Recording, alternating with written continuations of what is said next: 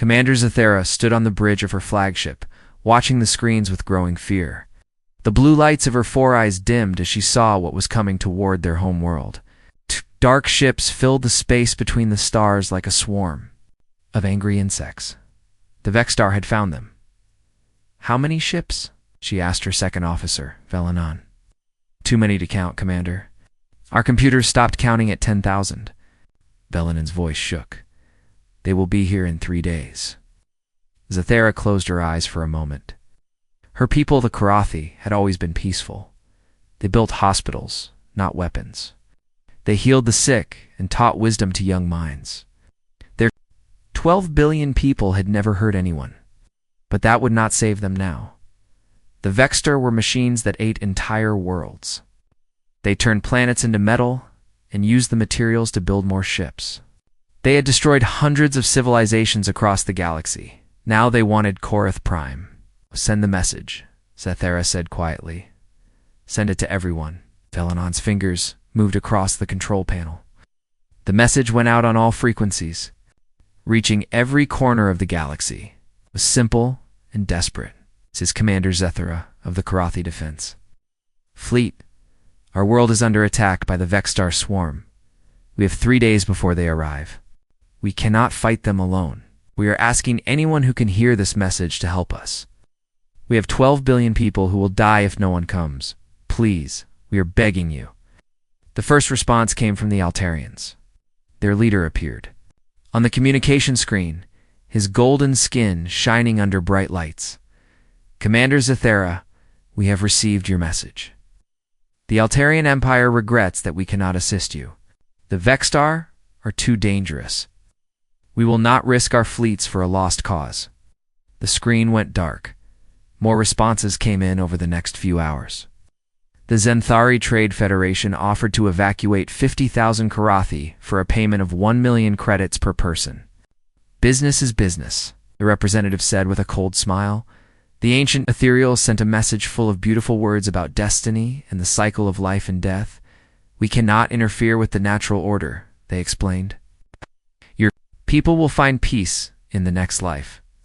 The Crystalline Collective said they were too far away to help in time.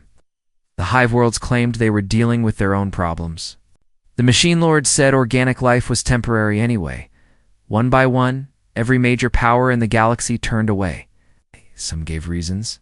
Others just ignored the message completely. The Korathi were alone. Zathera felt her hearts breaking as each refusal came in. She had known it was unlikely that anyone would help, but she had hoped. Her people were good people. They had shared their medical knowledge freely. They had never made enemies. But none of that mattered now, Commander Velanon said suddenly. "We have another response." "Who is it this time?" Zathera asked tiredly. "The message is coming from Earth." Zathera frowned. Earth was a small blue planet on the edge of the galaxy. The humans who lived there were new to space travel. Most other species considered them primitive and backward. They had only been in space for about 100 years. "Put it on screen," she said. A human male appeared on the communication screen. He had short brown hair and tired eyes, but his voice was strong and clear. "Commander Zathera, this is Captain Jake Morrison of the Earth vessel New Horizon. We received your distress call, Captain Morrison," Zathera said carefully. "We're grateful for your response, but I must be honest. We need warships and weapons. The Vexstar have thousands of ships. What can your people offer?" Well, Morrison looked directly at her through the screen. "We can offer everything we have. It might not be much by your standards, but it's yours if you want it." "Everything you have?" Zathera repeated. "Captain, do you understand what you are saying? The Vexstar will destroy any ships that fight them. Your people could die." "Commander, let me ask you something," Morrison said. "If you saw a child drowning in a river, would you jump in to save them?" Of course, Zathera answered without thinking. "Even if the river was dangerous. Even if you might drown too." "Yes, but I do not understand what this has to do with it," Morrison interrupted. "You are drowning, Commander. Your entire people are drowning. Everyone else is standing on the shore, making excuses about why they cannot help. We might not be the strongest or the smartest, but we are not going to stand by and watch you die." Ladera stared at the human. His species was so young, so weak compared to the great powers of the galaxy, but there was something in his eyes that she had not seen in any of the other responses. Something that made her believe him. "How many ships can you bring?" she asked. "We are gathering our fleet now. Admiral Beth Carter is in command. We should have about 15 ships ready in 2 days. 15 ships against 10,000? Devez." The voice was barely a whisper. Morrison smiled, but it was not a happy smile. It was the smile of someone who knew he was walking into a fight he could not win, but was going to fight anyway. "Commander, has anyone ever told you about human stubbornness? We have a saying on Earth, the bigger they are, the harder they fall. We might be small, but we punch above our weight." After Morrison signed off, Zathera stood alone on her bridge. 15 human ships against the Vexstar swarm. It was madness. It was suicide. It was hopeless. But for the first time in days, she felt something she had almost forgotten. Hope. Maybe the humans were crazy. Maybe they would all die for nothing. But they were coming. When every other species in the galaxy had turned away, the humans were coming to fight beside them. She pressed a button on her console. "All ships, this is Commander Zathera. Prepare for battle. We are not going to die alone." 2 days later, as the human fleet arrived at Korath Prime, Commander Zathera watched from her bridge as the ships came out of hyperspace. She had seen many fleets in her life, but never one like this. The human ships were different from anything else in the galaxy. They were not smooth and elegant like Altarian vessels. They were not covered in crystals like the ships of the Collective. They looked rough and practical, like tools made for hard work. 15 ships, Velanan said quietly. Just as Captain Morrison promised, Zathera counted them. 3 large ships that the humans called heavy cruisers. 12 smaller ones they called frigates. All of them looked ready for war, but they were so small compared to what was coming, Commander. Her communications officer called out, "Captain Morrison is requesting permission to come aboard." "Granted," Zathera said. "Have him meet me in the main conference room." 20 minutes later, Zathera entered the conference room and stopped in surprise. 3 humans were waiting for her. Captain Morrison stood in the center, still wearing his uniform from the communication screen. Next to him was a woman with gray hair and sharp eyes. The 3rd human was younger, with dark skin and the quick movements of someone used to working with computers.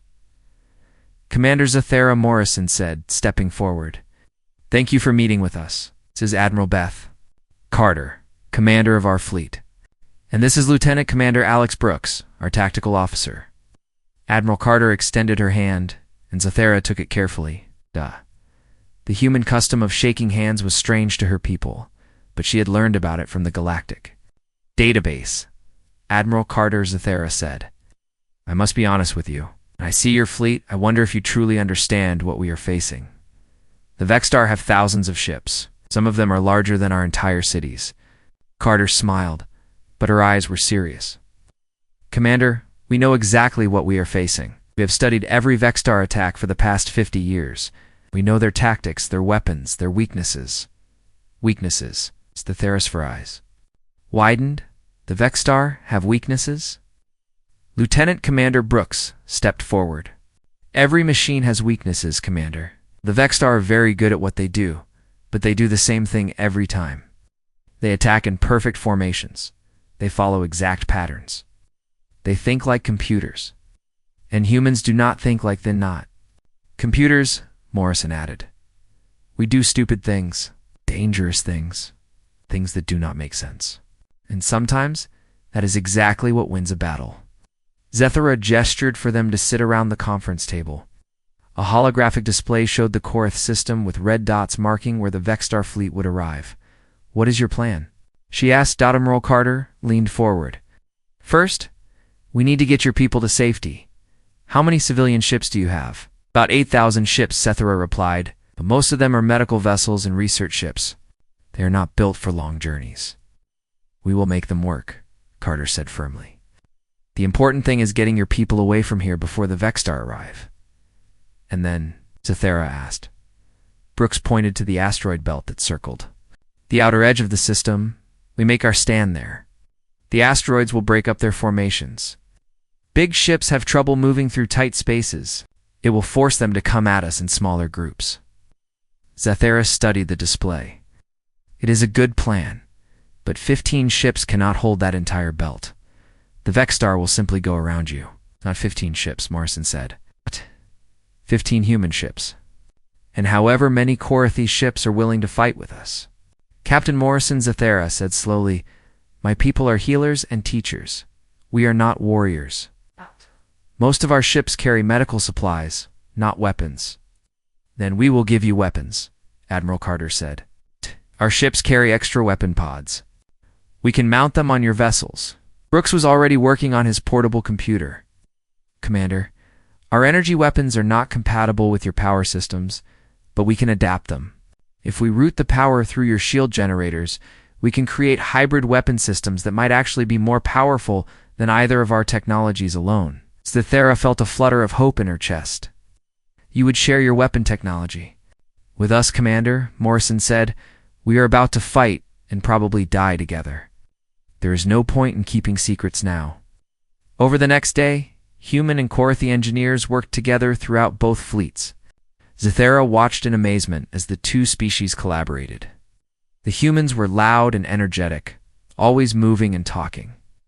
The Korathi were quieter and more careful, but they learned quickly Dr. Velenin, who had never touched a weapon in her life, found herself working with Chief Engineer Dana Phillips to install human plasma cannons on Korathi medical ships.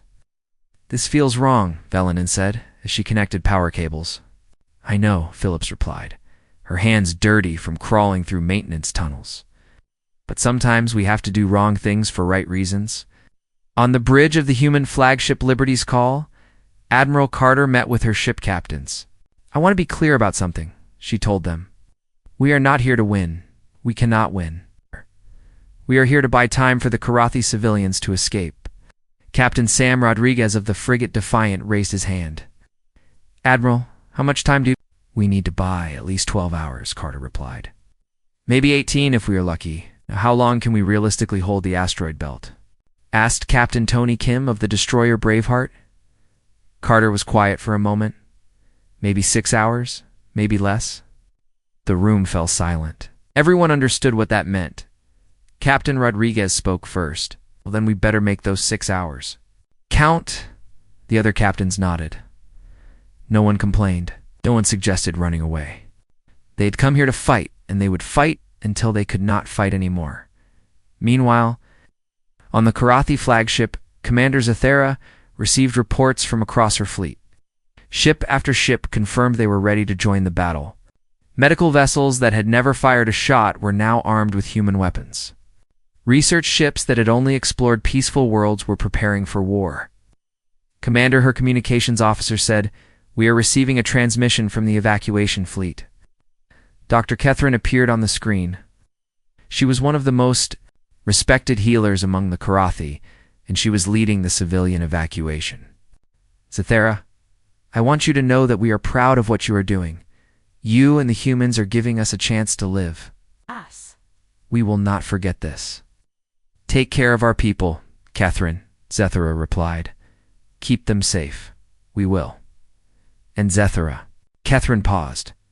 "Come back to us." As the evacuation ships jumped to hyperspace, Zathera felt the weight of responsibility on her shoulders. 12 billion lives were depending on her and the humans to hold the line. She looked at the tactical display. The Vexstar fleet was still 18 hours away. It would be the longest 18 hours of her life. "All ships," she broadcast on the fleet channel, "this is Commander Zathera. Tomorrow we fight for our homes, our families, and our future. We fight alongside the humans who came to help us when no one else would. We may not win, but we will not die quietly. We will make them remember us." From across the fleet, both human and Korathi voices responded, "For those who cannot fight for themselves." The Vexstar fleet appeared at the edge of the Korath system like a dark cloud blocking out the stars. Commander Zathera watched the sensor readings with growing horror. Her computers had stopped counting enemy ships at 15,000. "They are moving toward the asteroid belt," Velenin reported from her station. "Just as we predicted." Admiral Carter's voice came over the communication channel from the Liberty's call. All ships. This is Admiral Carter. Remember the plan? We are not here to destroy them all. We're here to slow them down and buy time. Every minute we hold is another 1,000 civilians who escape to safety. The Vexstar ships moved in perfect formation. They looked like silver daggers cutting through space. Each ship was exactly the same distance from the others. They turned at exactly the same time. They were beautiful and terrifying. Here they come, Captain Morrison said over the radio. All ships, weapons ready. The battle began when the first Vexstar ships entered the asteroid belt. The human plan worked at first. The large Vexstar ships had trouble moving between the rocks. They had to break formation and come through in smaller groups. Captain Tony Kim of the Braveheart was waiting for them. His ship was hidden behind a large asteroid completely powered down so the Vexstar sensors could not find him. When the first group of enemy ships passed by, he powered up and attacked from behind. Surprise!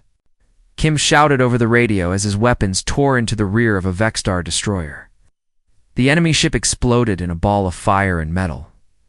But the Vexstar learned quickly. Within minutes, they adapted their tactics. They began sending smaller ships ahead to scout for hidden enemies. They started using their weapons to blast apart the asteroids that were blocking their path. Captain Sam Rodriguez watched from the bridge of the Defiant as a massive Vexstar dreadnought turned one of the largest asteroids into dust. They are clearing the belt, he reported. The plan is not working. Then we go to Plan B, Admiral Carter replied calmly. What is Plan B? Rodriguez asked. We make it up as we go along. Rodriguez laughed. Despite the danger, I like Plan B better. The human ships abandoned their hiding spots and charged directly at the Vexstar fleet. It was exactly the kind of crazy thing that Admiral Carter had talked about. No sane military commander would order 15 ships to attack 15,000. But the humans were not sane. They were desperate. Desperate people do impossible things. The Defiant was the first ship to reach the main Vexstar line. Rodriguez saw his weapons were not strong enough to damage the huge enemy ships. So he did something that shocked everyone. Watching, he rammed his ship directly into the engine section of a Vexstar dreadnought. The collision tore both ships apart. Rodriguez and his crew died instantly. But the dreadnought lost power and began drifting helplessly through space. Rodriguez. Admiral Carter shouted over the radio, but there was no answer. The other human captains saw what Rodriguez had done. Without being ordered, 3 more human ships broke formation and rammed into Vexstar vessels. Each collision destroyed a human ship, but it also took out enemy ships that were 50 times larger. They are insane, Velenon whispered as she watched. The humans sacrifice themselves. No, Commander Zethra said quietly. They are brave. The Karathi ships joined the battle with weapons that human engineers had installed just hours before. Dr. Velenon, who had never fired a weapon in her life, found herself commanding the guns on a medical ship. Her first shot missed completely. Her second shot hit a Vexstar fighter and turned it into scrap metal. I hit one, she shouted excitedly. Velenon Zethra said over the communication channel, You are supposed to be a doctor, not a warrior. Today I am both, Velenon replied, firing again. The battle raged for hours. Human and Karathi ships fought side by side against impossible odds. They used every trick they could think of. They hid behind asteroids and ambushed enemy patrols. They set traps using damaged ships as bait. They even used their medical ships to ram Vexstar vessels when their weapons ran out of power, Sergeant. Maria Gonzalez led a team of human Marines in the most desperate mission of all. When a Vexstar harvester ship broke through the defensive line and headed toward Korath Prime, Gonzalez and her squad used boarding pods to attack it directly. Oh? We are going inside that thing, she told her Marines as they prepared to launch. We are going to find its computer core and blow it up from the inside. Sergeant, one of her soldiers said, there are thousands of Vexstar machines inside that ship. Then we better move fast, Gonzalez replied. The boarding mission was a nightmare. The inside of the Vexstar ship was filled with mechanical creatures that attacked anything that moved. Gonzalez lost half her team in the first 10 minutes, but they kept moving deeper into the ship. When they finally reached the computer core, Gonzalez was bleeding from a dozen wounds. Only 3 of her Marines were still alive, but they had enough explosives to destroy the ship's brain. "Tell my family I did something that mattered," Gonzalez said into her radio as she set the timer on the bombs. The explosion tore the harvester ship apart from the inside. Back on the Liberty's call, Admiral Carter watched her fleet disappear, one ship at a time. The Braveheart was gone. The Defiant was gone. The New Horizon was badly damaged and drifting. She was down to 3 working ships, but the plan was working. The evacuation fleet was reporting that 9 billion Karathi civilians had already escaped to safety. They needed just a few more hours to save the rest. Admiral Lieutenant Commander Brooks said from his station, "The Vexstar are bringing up their planet killer." Carter looked at the tactical display. A massive Vexter ship, larger than anything they had seen, was moving toward Korath Prime. It was the size of a small moon and covered with weapons that could crack a planet, like an egg. "How long until it reaches firing position?" Carter asked. 2 hours, Brooks replied. Carter was quiet for a moment. Then she made a decision that would change the course of the battle. "All ships, this is Admiral Carter. We are going to stop that planet killer." Admiral Captain Morrison said over the radio, "We do not have enough firepower to damage something that size." "We do not need to damage it," Carter replied. "We just need to stop it." She explained her plan over the communication channel. It was even crazier than ramming Vexstar ships. It was so crazy that it might actually work. "You are all insane," Commander Zethra said when she heard the plan. "But if you are going to do this, then we are going with you." "Zethra, you do not have to," Carter began. Admiral Zethra interrupted. "You came here to fight beside us. Now we fight beside you, till the end." The remaining human and Karathi ships formed up for one final attack. They were outnumbered 1,000-1. Most of them were damaged and running low on power. But they were not going to let the Vexstar destroy Korath Prime as they charged toward the planet killer. Admiral Carter spoke over the fleet channel one last time. "For those who cannot fight for themselves," she said simply. The response came. From every ship in the fleet, human and Korathi voices united. "For those who cannot fight for themselves." The planet killer ship was massive. It looked like a dark metal moon covered in weapons. As it moved toward Korath Prime, smaller Vexstar ships surrounded it like bodyguards protecting their king. Admiral Carter stood on the bridge of the Liberties, watching the monster approach. Her ship was badly damaged. Sparks flew from broken control panels. The lights flickered on and off, but her crew stayed at their stations. Admiral Chief Engineer Dana Phillips reported over the radio. "Can give you one more jump with the engines? Maybe 2, if we are lucky. After that, we will be dead in space." "That is all we need, Dana," Carter replied. "Get ready to overload the fusion reactors on my command." Captain Morrison, flying the damaged New Horizon, moved alongside the Liberty's call. His ship was even worse off. Half his crew was dead or wounded. His weapons were offline, but he was still flying. "Beth," Morrison said over the private channel, "are you sure about this plan?" "No," Carter admitted. "But it is the only plan we have," the planet killer began. Charging its main weapon, energy gathered at the front of the massive ship like a small sun being born. When it fired, it would turn Korath Prime into chunks of rock floating in space. "All ships," Carter broadcast, "this is our last chance. We go in fast and hard. Target the weapon systems first, then the engines. Do not worry about getting out alive." The tiny fleet charged toward the planet killer. 5 human ships and 3 Korathi vessels against something the size of a city should have been hopeless. But as they approached, something unexpected happened. The Vexstar defenders did not attack them immediately. The machines seemed confused by the small number of ships charging directly at their most powerful weapon. "They do not understand what we are doing," Commander Zethra said over the radio. "Their computers cannot calculate why we would attack. With so few ships—" "Good," Captain Morrison replied. "Let them be confused." The first wave of human ships broke through the Vexstar defensive line by pure surprise. Captain Tony Kim of the Braveheart managed to get close enough to fire directly at the planet killer's weapon array. His shots barely scratched the massive ship, but they did something more important.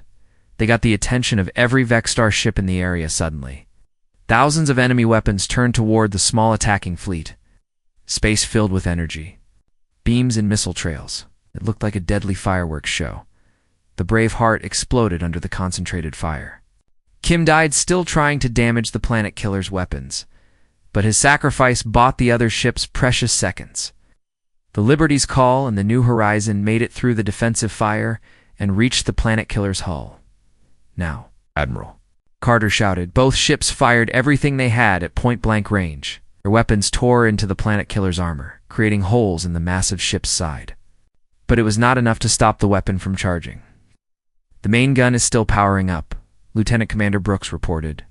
30 seconds until it fires. Carter looked at her tactical display. The planet killer's weapon would destroy Korath Prime in half a minute. The evacuation fleet was still loading the last million civilians. They needed more time, Dana Carter said into her radio. Overload the reactors? All of them, Admiral Phillips replied. If I do that, the explosion will destroy us and everything within 1,000 kilometers. That is the idea, Carter said calmly. Do it, Beth. Wait, Morrison started to say. But Carter had already made her decision. The Liberty's Call turned toward the planet killer's main weapon and accelerated to full speed. She was going to ram the massive ship just as its weapon fired. All ships, this is Admiral Carter, she broadcast on all frequencies. It has been an honor fighting beside you. Tell them we did not go quietly. The Liberty's Call struck the planet killer's weapon array at the exact moment it fired.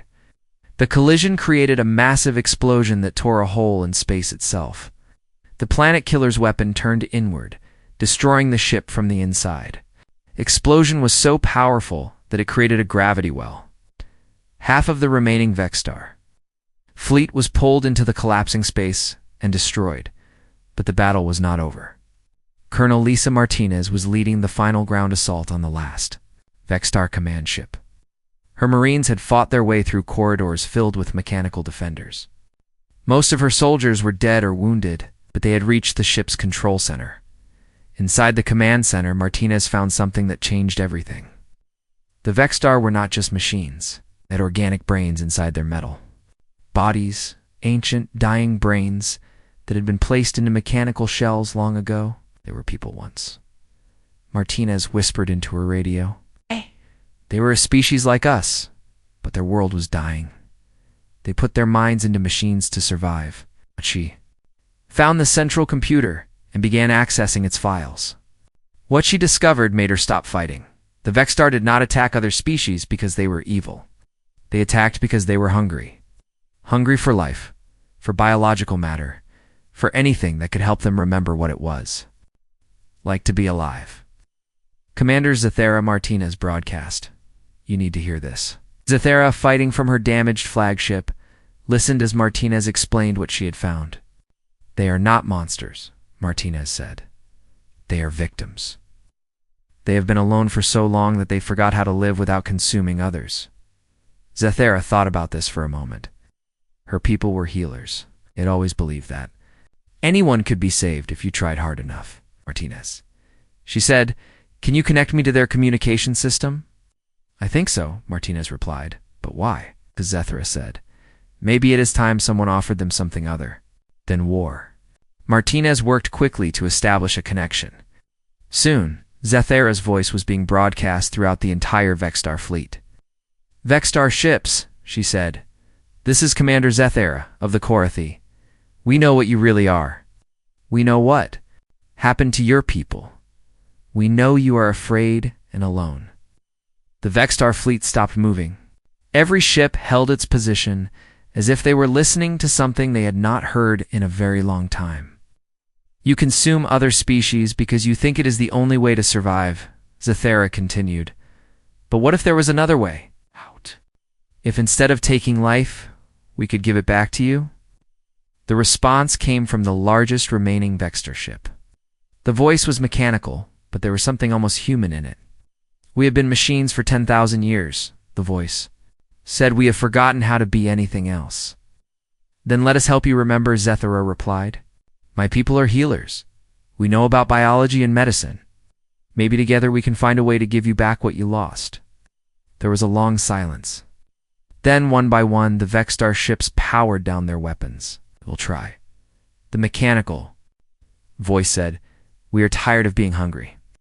Dr. Rachel Stone, a human scientist who had been working on the evacuation ships, volunteered to lead the research project.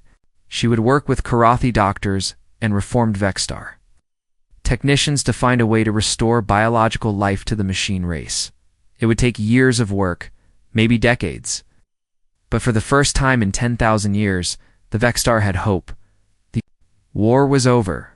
Not because one side won, but because someone offered mercy instead of revenge. As the last Karathi civilians were loaded onto evacuation ships, Commander Zathera looked at the remains of both fleets floating in space. So many had died. So many brave humans in Karathia who would never see their families again, but their sacrifice had meaning. They had not just saved 12 billion lives. They had saved an entire species from an eternity of hunger and loneliness.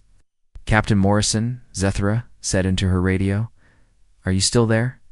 Morrison's voice came back, weak but alive. "Still here, Commander. My ship is not going anywhere, but I am still here." "Thank you," Zathera said simply. "Thank you for coming when no one else would. Thank you for teaching us that sometimes the best victory is the one where nobody has to die," Morrison replied. 6 months after the battle at Korath Prime, Captain Jake Morrison stood before the Galactic Council. His uniform was new, but the scars on his face told the story of what he had been through. The Great Chamber was filled with representatives. From every major species in the galaxy, the Altarian delegate spoke first. His golden skin gleamed under the bright lights as he asked the question that everyone wanted answered. "Captain Morrison, the Altarian Empire wishes to understand your actions. Why did humanity choose to fight a battle you could not win? Why did you risk your lives for a species you barely knew?" Morrison looked around the chamber. He saw hundreds of alien faces staring at him. Some looked curious. Others looked confused. A few looked angry. "Delegate Threnkar," Morrison said calmly, "you are asking the wrong question." "What do you mean?" the Altarian asked. "You asked why we fought? The real question is why you did not." A murmur went through the chamber. Xanthari representative stood up, his mechanical voice cold and calculating. "Captain Morrison, the Xanthari calculated that fighting the Vexstar would result in a 97% chance of total fleet destruction. We made the logical choice, and 12 billion people would have died because of your logic," Morrison replied. An ethereal delegate floated forward, her translucent form shimmering with light. "Captain Morrison, we ethereals believe in the natural order of things. Interference brings chaos." Morrison shook his head. "There is nothing natural about watching genocide happen while you do nothing to stop it." Commander Zathara entered the chamber at that moment. She walked to Morrison's side, her 4 eyes bright with determination. "Honored delegates," she said, "I wish to tell you what humanity did for my people." The chamber fell quiet as Zathera began to speak. "When we cried for help, you all had reasons to turn away. Good reasons, logical reasons, safe reasons. But Captain Morrison and his people did not look for reasons to abandon us. They looked for ways to help us." She paused and looked directly at the Altarian delegate. "Delegate Threnkar, your empire has the strongest military in the galaxy. Could have saved us easily, but you were afraid of losing your ships." Then she turned to the Xanthari representative. "Trademaster Zexalon, your people offered to save 50,000 of my people for payment. What about the other 11 billion and 950 million? Were their lives worth nothing because they could not pay?" Finally, she faced the ethereal delegate. "Wise one, Lumera, you spoke of the natural order. Is it natural to let children die when you have the power to save them?" The chamber was completely silent. No one had an answer. Morrison stepped forward again. "You want to know what makes humans different? We do not calculate the cost of doing the right thing. We just do it." After the council session, news of Morrison's words spread across the galaxy. The phrase, "what would the humans do?" became common. On worlds throughout known space, on the planet Nexer 7, a mining accident trapped 300 workers underground. The local government said a rescue would be too expensive and dangerous. But when the human freighter Captain Lucy Davis heard about it, she organized her own rescue mission. She saved all 300 miners. On the space station, Krell Prime, a plague broke out that the medical authorities said was incurable. Dr. Ben Harper, human doctor, worked with local scientists for 6 weeks without sleep until they found a cure. On the world of Talar, floods destroyed entire cities. The Planetary Council debated whether to help the affected areas or abandon them. A group of human engineers led by Sarah Mitchell showed up with emergency equipment and rebuilt the cities for free. Every time someone needed help and their own people turned away, humans seemed to appear. They did not ask for payment. They did not demand treaties or trade agreements. They just helped. The story of the Karathi rescue changed how the galaxy thought about right and wrong. Young beings of many species began to volunteer for what became known as the Human Karathi Relief Corps. The Relief Corps was not just humans and Karathi. Altarian warriors who had grown tired of their empire's cautious policies joined up. Merchants who wanted to help instead of just profit became part of it. Even some ethereals decided that sometimes you had to interfere with the natural order to make things better. On New Geneva, at humanity's capital world, Admiral Beth Carter's memorial stood in the center of the city. Her sacrifice had inspired the galaxy, but the humans remembered all the others too. The memorial listed every name of every human in Karathi who had died at the Battle of Karath Prime. Morrison visited the memorial every month. Today, he was not alone. Commander Zethara had come with him, along with Dr. Rachel Stone and several reformed Vexstar. The Vexstar restoration project was working.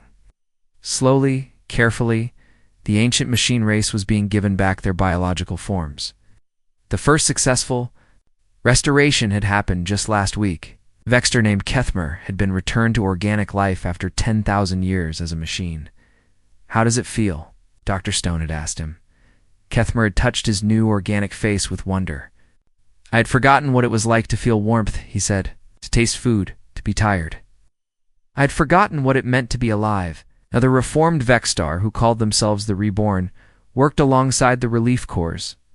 They used their advanced technology to help repair worlds they had once destroyed. It was their way of saying sorry for 10,000 years of war. As Morrison stood before the memorial, a young human officer approached him. Lieutenant Kelly Adams had just graduated from the academy and was eager to join the Relief Corps. "Captain Morrison," she said, "I received a new distress signal this morning. A species called the Kani are under attack by something they call the Shadow Fleet. The Galactic Council is meeting to discuss whether to respond." Morrison smiled. Some things never changed. Council would debate and calculate and make excuses. Meanwhile, people would die. "Lieutenant Adams," he said, "send a reply to the Dekani. Tell them we are coming." "Sir, we do not know how many ships the Shadow Fleet has. We do not know their weapons or tactics. This could be another suicide mission." Morrison looked at the memorial, reading the names of friends who had died 6 months ago. Admiral Carter, Captain Rodriguez, Sergeant Gonzalez, so many others. "Lieutenant," he said, "when someone is drowning, you do not stand on the shore calculating the odds. You jump in and start swimming." Within hours, the Relief Corps fleet was moving toward the Kani space. Humans, Karathi, reformed Vexstar, and volunteers from a dozen other species traveled together toward another impossible battle. The galaxy had learned something important from the Battle of Korath Prime. Sometimes the most powerful thing you can do is choose to care when caring does not make sense. Commander Zethara, now serving as Morrison's second in command, stood beside him on the bridge of their new flagship, the Courage. "Jake," she said, using his first name as she had learned. "Do you think we can save them?" Morrison looked at the stars ahead, somewhere among which the Dekani were fighting for their lives. "I do not know," he said honestly, "but we are going to try." That was what made humans different. They tried when everyone else had given up. They cared when caring seemed pointless. They fought when fighting seemed hopeless. And sometimes, Just sometimes, that was enough to change the universe. The courage jumped to hyperspace, carrying hope to another species that had nowhere else to turn. Behind them, across the galaxy, the phrase that had started at Korath Prime echoed on 1,000 worlds, for those who cannot fight for themselves.